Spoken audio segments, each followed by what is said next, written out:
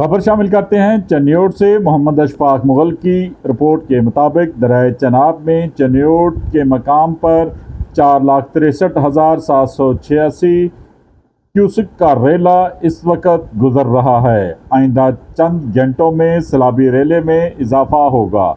ज़िले इंतज़ामिया मुतासरा देहातों में मुकीम अफराद को महफूज मकामात पर मुंतकिल कराने के लिए फील्ड में मौजूद है।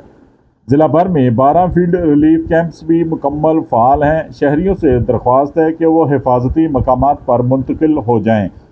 सरकारी तौर पर कायम फ्लड रिलीफ कैंप्स में आएँ। ज़िले इंतज़ामिया शहरियों की जानो माल के तहफ़्फ़ुज़ में कोई कसर उठा न रखेगी। डिप्टी कमिश्नर सफ़ीउल्लाह गोंदल ने शहरियों से दरख्वास्त कर दी है।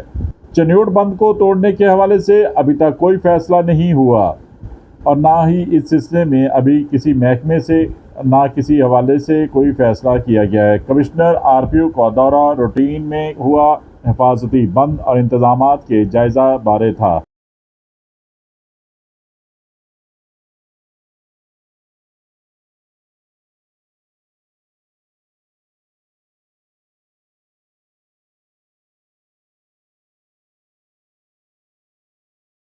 इस बारे में फैलाई जाने वाली अफवाहें बेबुनियाद हैं।